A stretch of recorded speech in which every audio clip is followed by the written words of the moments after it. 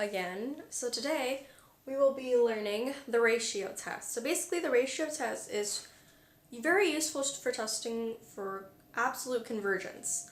So we have the rules, conditions. Limit as n approaches infinity of the absolute value of a sub n plus 1 all over a sub n. If it's less than 1, it's absolute convergent.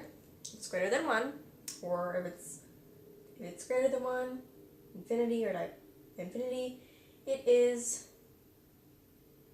actually, divergent. If it's infinity or greater than 1, it's divergent. And if it equals 1, it's inconclusive. So basically, you kind of have to have it in, you have to have it in like this sort of format, and you have to have absolute values, and that's how it sort of works. And my nails are not that great, so I don't care. We have a problem here, which is this 10 to the n all over n plus 1, 4 to 2n plus 1. We have this here. So that's what we're going to do. We're going to say limit as n approaches infinity, and we're going to plug, in there. So let's say, we have 10n plus 1. I'm just writing this over here. n plus 1 plus 1,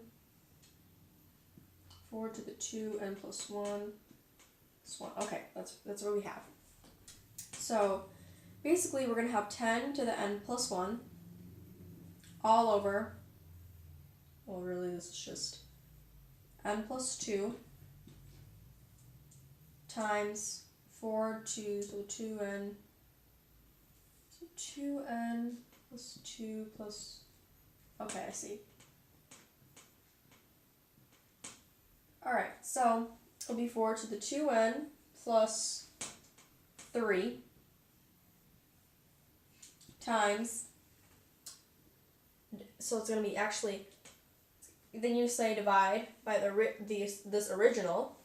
Well, actually, when you divide, it's going to become the reciprocal of it, so you're going to have to divide. So it'll be then n plus 1 times 4 to the 2n plus 1 all over 10 to the n. So now we're going to cancel out some terms. So I found this a little, okay. So we're going to break this down. So we have, this is white thing, whatever. So we have limit as n approaches infinity of 10 to the n times 10 all over n plus 2 times 4 to the 2n times 4 cubed times, n plus 1 times 4 to the 2n. We're going to break this up. So this sort of breaks to 4 to the 2n times 4 all over 10 to the n. So as you can see, these broke up. So this is this, and this are going to erase. 4 to the 2 and 4 to the 2 are going to erase, of course. Let's see.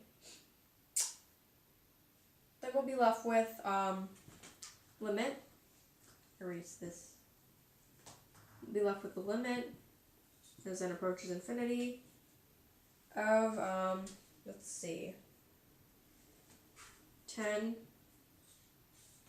to the n plus 1 times 4 all over n plus 2 times 4 cubed. So that's what we're left with, and it doesn't look that great, as you can see. We're gonna simplify this, because this is not good. So we're gonna take out the 4, of course it's gonna be left with 4 squared, so you'll have 4 squared down here, 4 squared down here, and then after that, we can just sort of, solve it, simplify it a little, make sure it's divergent or absolute convergence. So it's going to be 10n plus 1 all over. So let's see, 4 squared, it's 16 times n plus 2, 16n plus 32. And of course, if we divide everything by n, we're left with 10, 16, And 10/16 can be simplified. We'll divide by 2 here, divide by 2 here. 5/8. Yep, 5/8. And 5/8 is less than 1, so we know that is absolutely convergent. Is it? Is it? Okay. Yep. Yep, it is. Yes, okay. It's absolutely convergent. Absolutely convergent. And I think I spelled absolutely wrong, but I do not care because I am an English and math person, but I am very terrible at spelling. So that is how you basically conquer the ratio test in this nasty problem here. So what you do when you get to this part, you think, oh my god, I'm gonna die. No, you're not gonna die, okay? You're not gonna die. So basically what you're gonna do is that you're gonna factor, so you're gonna simplify it. And so when you have 4 squared, we had the 4 here, we had to cancel, so we had 4 squared.